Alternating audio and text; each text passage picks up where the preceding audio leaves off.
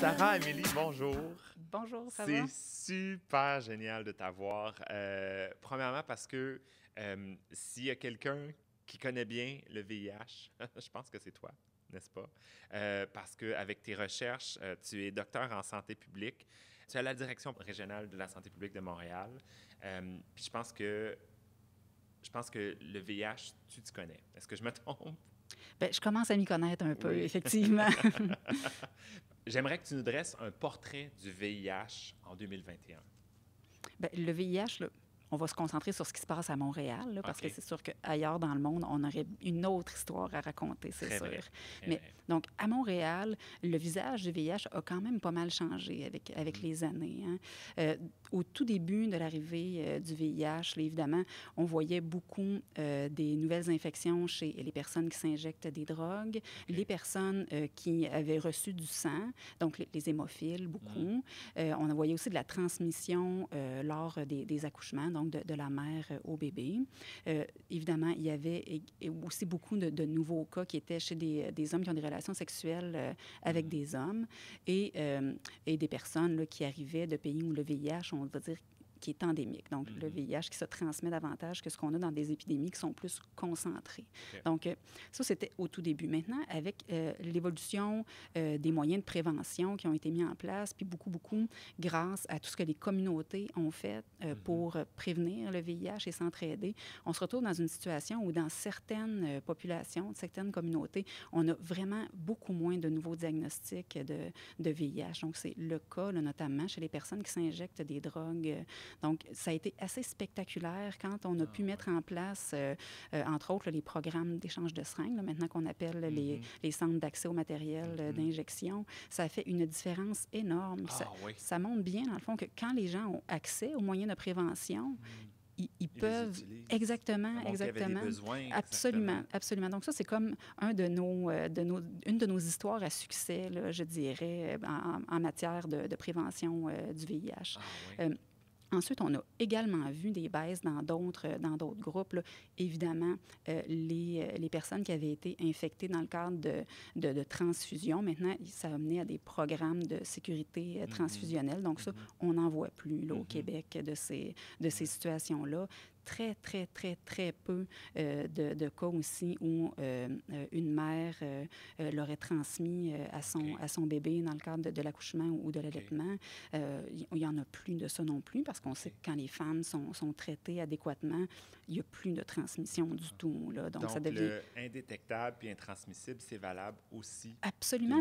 C'est la première chose qui nous a mis la puce à l'oreille, en fait, que c'était le cas. Donc, c'était comme un bon exemple où on se disait, effectivement, quand la charge virale est si basse, ce qu'on constate, c'est que ça ne se transmet pas. Puis après, ça a été extrapolé, puis on l'a démontré maintenant très bien scientifiquement que c'est vrai dans plusieurs situations. Dans le fond, dans toutes les situations où quelqu'un vit avec le VIH, lorsqu'il par son traitement, là, il atteint une charge virale très faible ou indétectable, la maladie, l'infection ne se transmet plus. Là, Mais ça, maintenant que c'est prouvé, pourquoi est-ce qu'on le crie pas sur toutes les toits? Pourquoi est-ce qu'il y a encore des gens qui pensent aujourd'hui qu'on peut attraper le VIH en mangeant dans la cuillère de quelqu'un d'autre? Je ne peux pas croire qu'il y a encore des gens qui pensent ça. Est-ce que c'est parce qu'on ne fait pas assez d'éducation? Est-ce que c'est parce qu'il y a pas... Parce que pourtant, il me semble qu'il y en a de ça. Est-ce que les gouvernements devraient en faire plus pour éduquer la population par rapport à ça?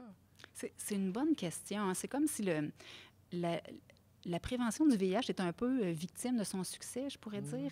Le VIH, on en a parlé énormément dans les années 80, dans les années 90, un peu au début des années 2000. Puis à partir du moment où les nouvelles infections ont beaucoup diminué, c'est comme si c'était moins visible et on en entend moins parler. Le public en entend moins parler, puis reste avec, dans le fond, les vieilles connaissances qui ont été véhiculées initialement. Donc, je pense que ça explique probablement pourquoi les gens ne savent pas ces bonnes nouvelles-là là, sur l'effet du traitement sur la transmission. Après ça, la question, c'est comment est-ce qu'on fait pour passer ce message-là? Hein?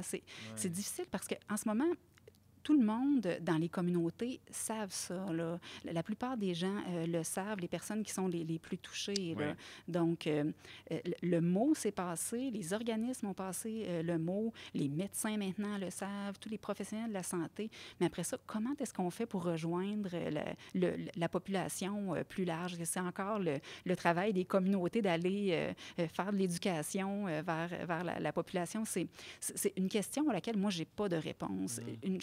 La chose sur laquelle on est d'accord, c'est qu'il faudrait que le mot se passe, puis que les gens le sachent.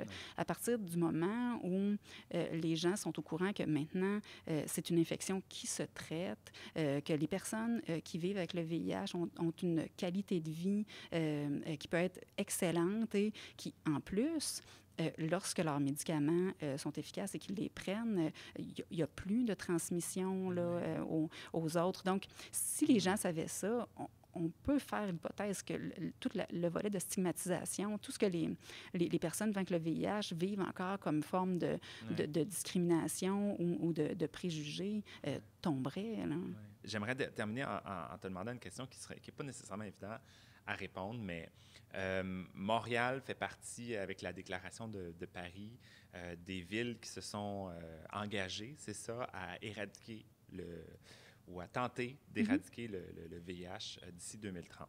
C'est bien ça? C'est ça. On arrive comment à ça? Comment on y arrive à pouvoir atteindre cet objectif? C'est une bonne question. Je ne pense pas qu'il y a une recette. Là. La recette que nous, on a essayé à Montréal, c'est vraiment de mettre les communautés au cœur de tout ce qu'on fait. Là. Donc, on a posé la question aux communautés. Qu'est-ce qu'on a besoin de faire? Comment on se rend là? Et puis, on a parlé à tout un paquet de monde, des communautés, des gens des organismes communautaires, des chercheurs qui sont habitués de regarder ça dans leur laboratoire ou dans leurs différentes études, des cliniciens, donc des médecins, des infirmières, des gens de santé publique. Puis on a demandé à tout ce monde-là, comment vous pensez qu'on peut se rendre là? Puis là, ils nous ont aidés à identifier c'est quoi les barrières, c'est quoi qui fait en sorte aussi qu'on peut arriver à être adhérent à son traitement, à pouvoir adopter des comportements préventifs, à faire en sorte qu'on se sent en sécurité, qu'on réduit la stigmatisation. Puis tout ça, alors la recette montréalaise, là, ce que ça a donné, c'est, on s'est dit, il faut travailler sur tout l'axe de la communication et la formation. Donc, ce qu'on vient de se dire, s'assurer que la population est au courant des avancées en VIH, de s'assurer que les professionnels sont bien formés, puis tout ça, ça vise beaucoup à réduire la stigmatisation. Donc, on a comme tout un plan, tout un volet de notre plan qui touche à ça. Après ça, il y avait toutes sortes de questions liées à la criminalisation puis la judiciarisation qui étaient au cœur des réflexions de plusieurs personnes là, autour de la table, et tout particulièrement, évidemment, les personnes des communautés qui sont le plus affectées. Là. Donc, qu'on parle de criminalisation de la non-divulgation du statut sérologique, qu'on parle de la criminalisation du travail du sexe, de l'usage de drogue. Donc, c'est tous des éléments qui sont comme dans le contexte plus large et qui font en sorte que pour les personnes, pour les individus, c'est plus difficile d'adopter des comportements préventifs et de prendre soin d'eux. Donc, il y a tout un travail qui est fait pour ça. Après ça, les gens nous ont parlé aussi des conditions de vie. On ne peut pas prendre ces médicaments comme il faut, faire en sorte de prévenir le VIH si on n'a pas un toit sur la tête, la nourriture sur la table, si on n'est pas capable de se déplacer vers nos rendez-vous. Donc, on a toutes des actions là-dessus. Puis, évidemment, un gros travail à faire pour l'accessibilité aux services, l'accessibilité au dépistage, l'accessibilité au traitement, s'assurer que les gens sont couverts pour leurs médicaments et puis qu'ils puissent demeurer adhérents. Donc ça, c'est comme la recette montréalaise. Puis pour faire ça, dans le fond, on a besoin d'argent, puis de tout un paquet de monde. Il faut que les communautés soient on board, ce qui sont évidemment très mobilisés. Ça nous prend des gens qui sont décisionnels au niveau du gouvernement. Ça nous prend des gens d'organisation de services. Ça nous prend des gens, dans ce cas-ci, de la ville, parce qu'il y a toutes sortes de réglementations qui sont vraiment de leur juridiction. Donc, ça...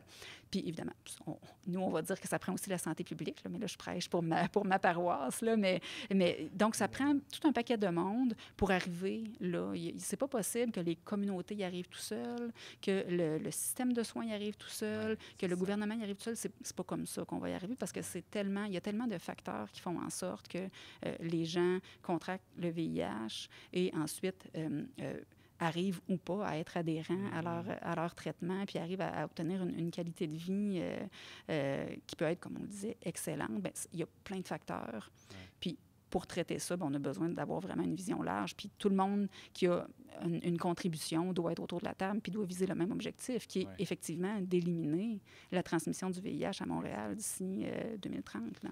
C'est tellement intéressant de t'entendre parler, Sarah-Amélie. Je veux vraiment te remercier d'avoir pris le temps.